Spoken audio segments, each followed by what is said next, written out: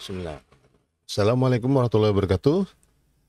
Jumpa lagi di IIS Channel, channel belajar lebih baik. Sahabat pembelajar, pada kesempatan kali ini saya akan membagikan tentang bagaimana cara melakukan sitasi atau pengutipan referensi untuk penulisan karya ilmiah kita. Baik itu berupa skripsi, tesis maupun disertasi atau karya ilmiah lainnya. Dalam melakukan sitasi atau melakukan pengelolaan terhadap pengutipan ini tentu lebih mudah kalau menggunakan RMS atau Reference Management Software ya.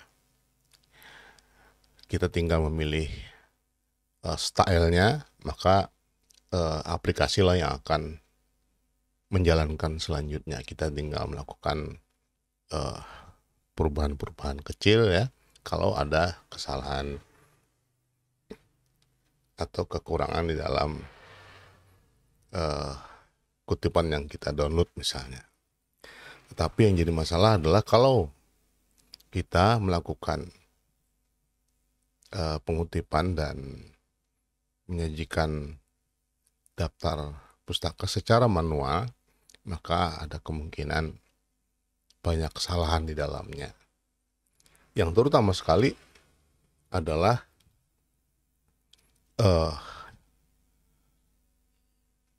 jangan sampai antara sitasi atau kutipan yang ada di dalam naskah itu tidak terdapat di dalam daftar pustaka misalnya. Itu banyak ditemukan. Atau sebaliknya, ada di dalam daftar pustaka atau daftar reference, tetapi di dalam naskah tidak ada pengutipan. Itu yang mendasar. Kemudian yang berikutnya terkait dengan style. Cara mengutip atau cara mensitasi tentu saja berdasarkan style apa yang kita gunakan. Nah, kali ini saya akan menyampaikan bagaimana melakukan pengutipan yang sesungguhnya, yang sesuai dengan standar yang diadopsi oleh Dirjen Dikti, yaitu menggunakan apa style, APA style.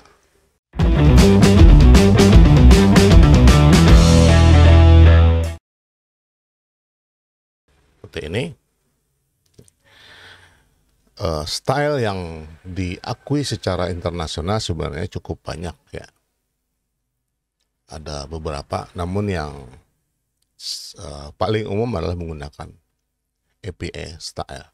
Dan sekarang sudah ada APA style edisi ke-6. Ini yang di edisi ke-6 inilah yang dijadikan rujukan oleh Ristek Dikti dalam penulisan karya ilmiah. Jadi kita menggunakan APA, American Psychological Association. Yang pertama adalah bagaimana kalau kutipan langsung. Ada dua pilihan di sini. Kalau jumlah katanya di bawah 40 kata, tampilannya adalah seperti ini. Yang di atas 40 kata, tampilannya seperti yang di bawah ini. Kutipan langsung seperti ini memang belakangan sudah sangat jarang dilakukan. Terutama kalau di tulisan karya ilmiah yang dipublikasikan di jurnal. Karena apa? Kutipan langsung ini tetap saja terbaca sebagai similaritas ya. Nah, kalau kita ingin menghindari tingkat similaritas yang tinggi, maka kita harus menghindari kutipan langsung seperti ini. Kalau berada di jumlah katanya di bawah 40, maka kutipannya seperti ini. Le 2007 menyatakan misalnya begini, dengan tanda petik, kemudian setelah tanda petik tutup, baru dalam kurung P82. Jadi halamannya itu ada di belakang kalimat. Nah, kebanyakan kita Li 2007, P 182. Ini. Nah, yang bisa dilakukan itu adalah kalau kutipannya di belakang kalimat. Seperti yang contoh berikutnya. Seperti ini. Li, 2007 titik P titik 82 dalam kurung. Ini kalau pengutipannya di akhir, citasinya di akhir kalimat. Dan ini jumlahnya kurang dari 40 kata. Nah, bagaimana kalau lebih dari 40 kata? Maka ditulis seperti ini. Ini masuk kira-kira sekitar setengah inci ini ya. Setelah menyebutkan nama pengarangnya, dan perlu Anda perhatikan di sini semua pengarang khususnya yang kurang dari 4 atau kurang disebutkan nama pengarangnya, kemudian 2010.2, kemudian pengutipan dan baru halamannya. Dan ini sekali lagi ditujukan untuk kalau kutipan langsung di atas 40 kata. Walaupun sebaiknya memang kutipan langsung ini dihindari, karena akan berpengaruh terhadap tingkat similaritas dalam rangka penghindaran terhadap plagiasi. Nah, kemudian bagaimana menulis sumber rujukannya yang kita tampilkan di halaman daftar pustaka atau daftar reference. Yang pertama misalnya kalau buku, sumbernya dari buku ya. Pertama ditulis adalah nama pengarangnya, nama autornya, kemudian tahunnya. Nih. Baru kemudian judul bukunya. Misalnya di sini Academic Reading edisi ke-7. Academic Reading ditulis dengan huruf italik. Ini berbeda kalau jurnal nanti. Ya. Jadi tidak sama bagaimana buku dengan jurnal ditampilkan. Baru kemudian titik, dan ini diikuti dengan tempat penerbitannya. Boston, MA, .2 Longman. Ini adalah publishernya, Longman.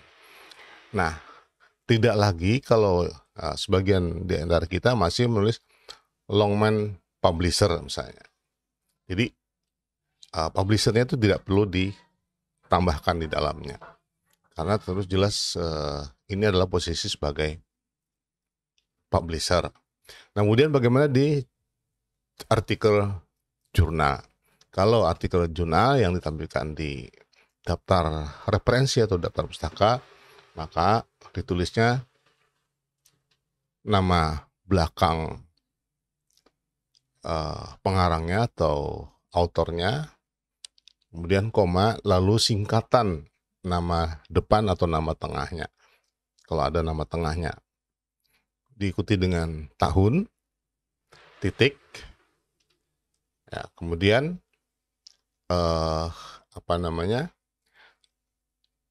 judul artikelnya, Barthes on Jamie, .2, Made and the TV Revolutionary. Nah, ini bedanya dengan yang di buku. Kalau referensinya berasal dari buku, maka judul bukunya lah yang judul tulisannya yang pakai italik. Sementara kalau dia berasal dari artikel jurnal, maka judul bukunya dengan huruf biasa, reguler, kemudian diikuti dengan nama jurnal ya, yang hurufnya menggunakan italik. Ini bedanya. Nah, kemudian diikuti dengan volumenya, koma volumenya, koma rank halamannya 3 sampai 17. Titik kemudian diikuti dengan identitas doi-nya. Nah, jadi karena sekarang sebagian besar sumber referensi berasal dari jurnal elektronik, maka harus ditampilkan doi-nya. Seperti itu. Kemudian bagaimana kalau bukunya adalah book chapter? Tentu berbeda dengan buku tunggal, reading book, textbook, atau buku lainnya. Nah, di dalam book chapter tentu terdiri banyak sekali para author di dalamnya. Bahkan dalam masing-masing chapter terkadang pengarang atau autornya 2 atau lebih. Kita lihat bagaimana chapter atau buku chapter yang terdiri dari beberapa chapter yang merupakan masing-masing judul artikelnya ada di sebagai chapter tadi itu sendiri. Nah, dimulai dengan author seperti sebelumnya, nama belakang author diikuti dengan singkatan nama awal dan nama tengahnya. Titik koma diikuti dengan co-autornya N. Jones, W. Titik diikuti dengan tahun publishernya. Dan ini adalah nama autornya. Lalu kemudian diikuti dengan judul chapternya. Misalnya di sini adalah The College Student. Ya. Dalam atau in C. Wood and M. Mayer. Dalam kurung EDS, singkatan dari editor. Jadi ditulis ini adalah judul chapternya, kemudian diikuti dalam C. Wood atau in C. Wood and M. Mayer edition, book editornya. Koma, kemudian baru disebut judul bukunya, book title-nya, Cross Cultural Education. Nah, perhatikan di sini menggunakan huruf italik. Jadi yang dimiringkan atau menggunakan huruf italik adalah judul bukunya. Diikuti dengan identitas halamannya. Ya, chapter page rank-nya 75 sampai 105. PP titik 75 sampai 105. Titik diikuti dengan tempat publishnya, yaitu London, Kanada, titik 2. Lalu diikuti dengan publishernya, Macmillan. Dan sekali lagi tidak menyebutkan Macmillan publisher misalnya. Nah, di zaman dulu kita masih menggunakan itu ya, Macmillan publisher. Nah, tidak perlu lagi disebutkan publishernya. Karena otomatis di posisi terakhir ini adalah, kalau mengikuti standar ini berarti ini adalah nama publishernya. Kemudian bagaimana kalau sumber referensi kita berasal dari website ya, yang tidak memiliki tahun publikasi? Kita tidak tahu, bukan tidak memiliki, karena tidak ditemukan atau tidak dicantumkan kapan dipublikasikannya. Contohnya seperti ini. Pertama kita menulis autornya, kemudian dalam kurung N.D. N.D artinya ini kepanjangan dari no publication date. Jadi menggunakan N.D karena tidak diketahui kapan dipublikasikannya. Titik, kemudian judul webpage-nya, judul tulisan di halamannya, Mind Maps misalnya di sini. Mind Maps, kemudian diikuti dengan Retrieve September 3. Retrieve sini adalah dikutip atau diakses ya, bisa saja diganti dengan diakses kalau pakai bahasa Indonesia. Tapi kalau kita menggunakan RMS, EndNote misalnya, karena saya terbiasa menggunakan EndNote, maka yang muncul adalah Retrieve September tanggal 3 Ya, jadi yang kita tunjukkan itulah kapan kita akses atau mengunjungi halaman itu. Tanggal 3 tahun 2009, diikuti dengan halaman URL-nya, website URL-nya. Seperti itu. Nah, ini cara menampilkan kutipan kalau berasal dari referensi yang berasal dari website. Kemudian bagaimana referensi secara keseluruhan, daftar pustakanya. Ini adalah contoh standarnya. Nah, kita lihat keterangannya di sini. Dimulai dengan tentu saja halaman tersendiri, bukan halaman yang sama dengan naskah. Nah, ini kalau ini sudah terbiasa, semua orang sudah menggunakan standar ini ya. Jadi daftar referensi atau data pustakanya itu halaman yang terpisah. Kemudian menggunakan 2 spasi atau spasi double untuk halamannya. Kemudian setiap referensi yang baru dimulai dari ujung margin paling kiri seperti ini. Kemudian menempatkan referensinya berdasarkan urutan abjad. Kalau ini juga hampir semua orang tahu, tapi ada saja yang belum tahu ya.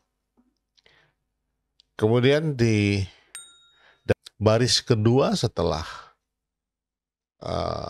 kutipan pertama ini, di dalam referensi ini di baris kedua dimulai dengan indentasi gantung istilahnya. Nah, jadi masuk ke kanan, kira-kira kalau kita mengetuk itu dengan 3-5 ketukan misalnya. Nah, ini yang disebutkan tadi bahwa syaratnya yang didaftar di sini adalah semua yang dikutip di dalam naskah. Sebaliknya, tidak boleh yang dikutip di naskah tidak ada di dalam daftar pustaka. Ini yang seringkali kelewatan ya, terutama kalau manual. Tapi kalau pakai menggunakan RMS, menggunakan reference management software, apapun softwarenya, ini otomatis muncul di halaman daftar pustaka. Kemudian, tadi sudah diulang-ulang sebutannya bahwa yang disebutkan untuk publisher hanya nama publishernya saja, tidak perlu menyebutkan seperti ini, Macmillan Publisher Limited gitu. Lalu dalam menampilkan referensi yang diambil dari website, pemutusan linknya harus dilakukan sebelum garis miring atau katakanlah ada tanda penghubung date itu, maka setelah date di pemutusannya. Jadi jangan sampai misalnya di sini 2006 garis miring kemudian media. Jadi yang kita putuskan adalah garis miringnya, slash-nya. Itu contoh dalam penyajian daftar kutipan atau daftar pustaka, daftar referensinya. Nah, kita akan lanjutkan bagaimana standar penulisan kutipan secara lengkapnya. Nah, ini bersumber dari standar yang diterbitkan oleh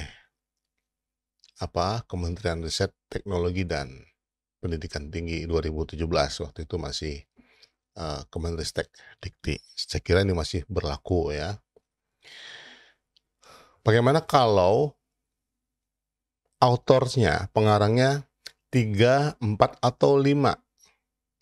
Ya, kalau 1 saja itu sudah terbiasa, sudah sangat umum diketahui. Atau 2, biasanya kalau 2 author, 2 pengarang, maka katakanlah si A dan si B, misalnya begitu. tentu dengan nama akhir autornya. Nah, apabila lebih dari 3, ya, lebih dari 3, maka pengutipannya adalah seperti ini. Ini di sini ya contohnya ada 1, 2, 3, 4 autorsnya. Maka di kesempatan pertama mengutip, sitasi pertama kali itu ditulis nama autornya secara lengkap. Jadi salah atau tidak benar kalau langsung menggunakan misalnya Watson et al. Pada saat pertama kali pengutipan. Di sini yang banyak sering ada kesalahan, ya. Nah, ini adalah pengutipan yang pertama. Nah, apabila buku ini atau referensi ini kemudian disitasi lagi di halaman berikutnya atau di sitasi di katakanlah di kalimat berikutnya, maka yang ditulis cukup dengan Watson et al. 2008. Nah, ini bedanya antara kutipan pertama dan kutipan yang kedua untuk pengarang yang sama dan buku yang sama atau jurnal yang sama. Nah, kemudian bagaimana standar penulisan rujukannya di dalam daftar pustaka? Maka ditulis keempatnya, Watson, McKenna, Coleman, KD. Ya, apalagi kalau KD-nya adalah sebagai editor, maka ditambahkan dengan eds di sini dalam kurung eds. Tahun 2008. Kemudian diikuti dengan judul artikelnya, Nursing Research. Titik 2, Design and Method, misalnya itu judulnya. Dan menggunakan huruf italik. Ya. Nah, kemudian bagaimana kalau 6 sampai 7? Kalau tadi 3 sampai 5. Nah, kalau lebih dari 6 ya atau 7 ya, 6 atau 7, maka di kutipan pertama baru menggunakan seperti ini. Contohnya menggunakan et al. Nih. Baru kita melakukan et al seperti ini. Kalau jumlah pengarangnya, jumlah autornya lebih dari 6. Nah, kemudian di dalam penulisan rujukannya, di daftar pustakanya, kita tulis semuanya seperti biasa. Ada 1, 2, 3, 4, 5, 6, 7. Tahun 2010 dan seterusnya. Sekali lagi, ikuti dengan nama atau judul artikel, kemudian diikuti setelah titik diikuti dengan nama jurnalnya yang menggunakan huruf italik seperti ini. Ini kalau 6 atau 7 autor. Bagaimana kalau 8 atau lebih? Nah, dalam sitasi di naskah menggunakan et al, misalnya di sini Pising et al. 2004.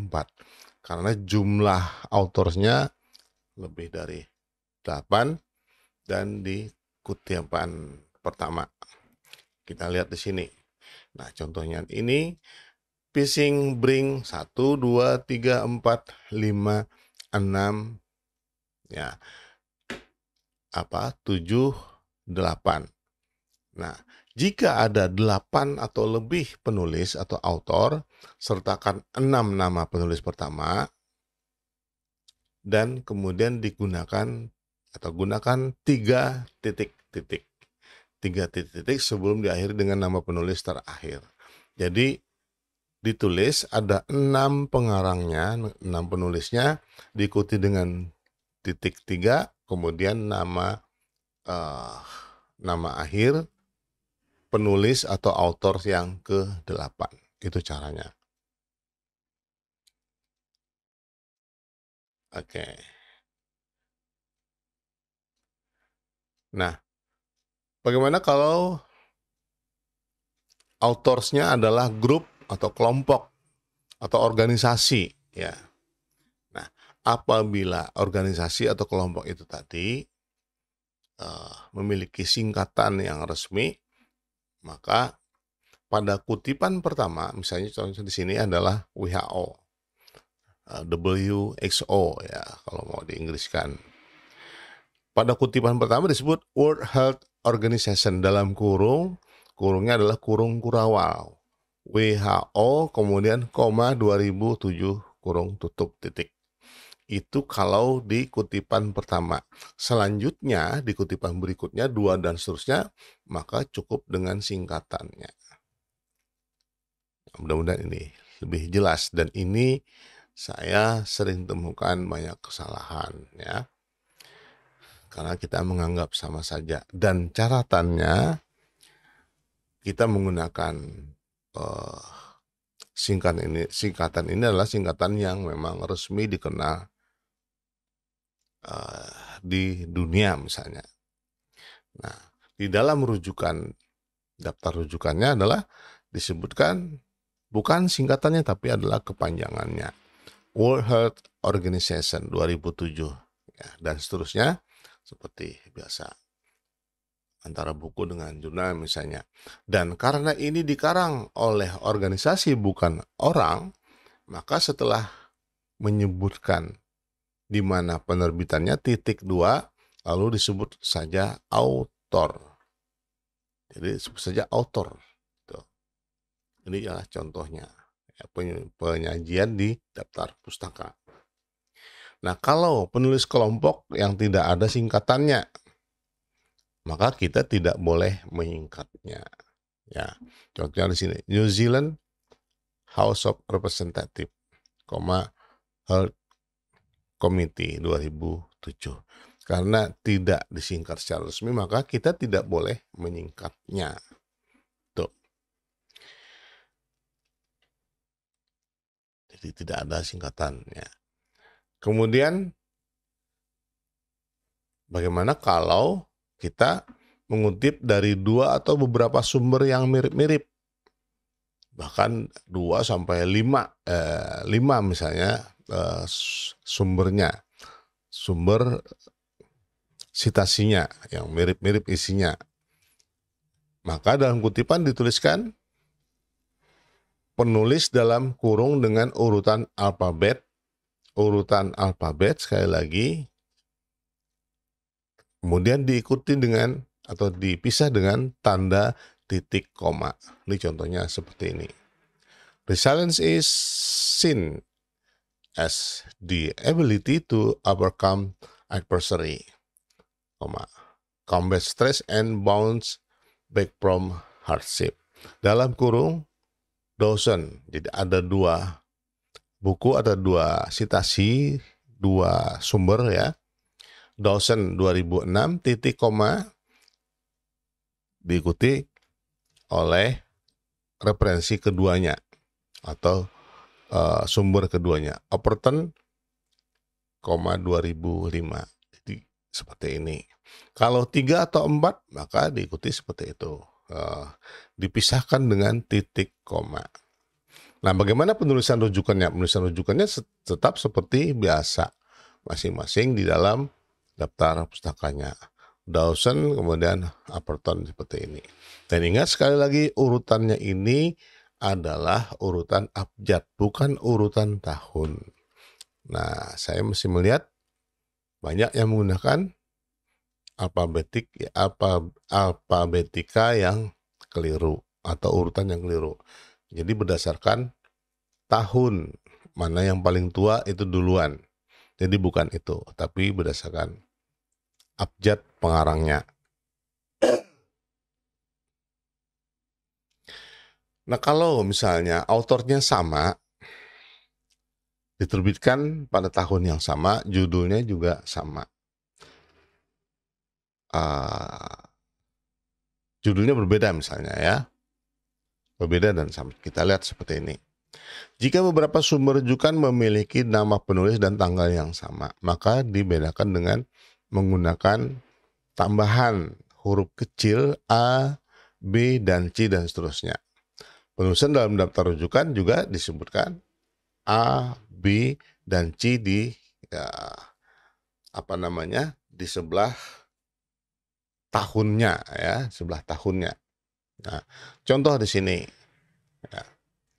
Eyes are susceptible to melanoma, even though it is rare. Nah, dalam kurung Cancer Society of New Zealand, 2013A. Seperti itu. Karena kemungkinan ada 2013B oleh pengarang yang sama. Ini adalah organisasi ya, atau kelompok. Nah, contoh penulisan dirujukannya di daftar referensinya, maka seperti ini. Tampilkan kedua-duanya. Nah, A dan B ini bedanya di situ. 2013A dalam kurung ya, 2013B dalam kurung. Oke. Nah,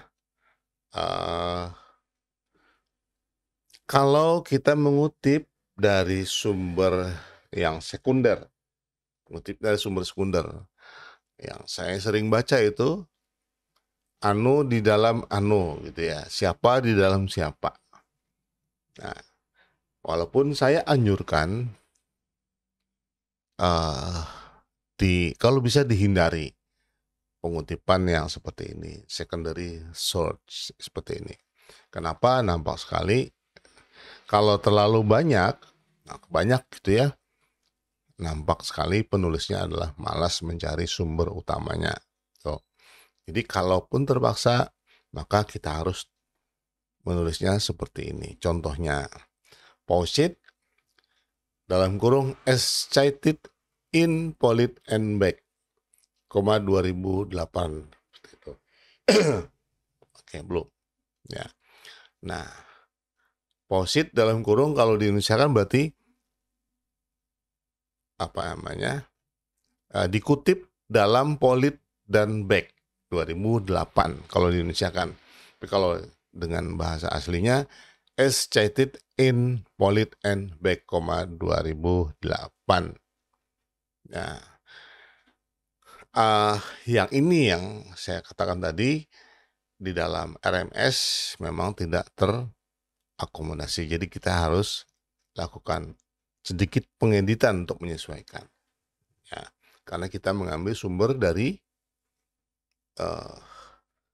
jurnal atau dari artikel lainnya, ya, dari tangan kedua itu. Nah, standar penulisan rujukannya adalah Pollitt, DF dan Beck. Tuh. Nah, jadi yang muncul itu adalah siapa? Artikel atau naskah orang kedua tadi itu. Jadi bukan nama pengarang yang kita kutip secara tidak langsung ya, atau orang pertama ya. Pollitt, DF dan Beck. Nah, ini adalah tadi merupakan pengarang atau author yang menulis yang mengutip juga dari orang lain. Nah, contohnya seperti ini ya. Sumber disebut sebagai sumber sekunder. Bila menggunakan kutipan dari sumber online, tuliskan nama penulis, tahun, dan nomor halaman. Jika nomor halaman tidak diketahui, tuliskan nomor paragraf. Nah, jadi kalau nomor halaman tidak diketahui, maka yang kita tulis adalah nomor paragraf. Contohnya di sini, para.2 ya. Jika nomor paragraf juga membingungkan, tuliskan bagian tertentu, misalnya bagian diskusi. Nah, ini tentu jarang-jarang seperti ini ya. Baik, nah bagaimana penulisannya di daftar pustaka? Tetap harus dituliskan ya dalam bentuk daftar atau data pustaka, paragraf ya. Nah, begitulah sahabat pembelajar. Saya kira video ini cukup melengkapi dengan video-video sebelumnya yang terkait dengan cara kita mensitasi. Ya. Dan sekali lagi saya lebih menyarankan menggunakan aplikasi ketimbang dengan menggunakan manual. karena lebih praktis, lebih aman dalam artian kita tidak akan melanggar standar yang telah diminta oleh pengarang misalnya atau lembaga tertentu yang menjadi mitra kita. Tuh. Kalau dengan RMS semuanya diatur ya dalam pengelolaannya. Jadi kita tidak perlu lagi memikirkan cara bagaimana menampilkannya dan sebagainya. Nah, kemudahan-kemudahan itulah yang kemudian kita memerlukan adanya aplikasi tersebut. Di video-video sebelumnya saya sudah juga menyampaikan bagaimana cara menggunakan EndNote ya. Ada beberapa di playlist saya tuh ada tutorial menggunakan EndNote ya. Kalau memang ingin memerlukan tutorial itu silahkan kunjungi alamat YouTube ini, ada di sana, tinggal browsing terkait dengan EndNote seperti itu. Nah, demikian sahabat, semoga bermanfaat yang saya sampaikan, dan jangan lupa keep learning, doing and praying. Terima kasih. Assalamualaikum warahmatullahi wabarakatuh.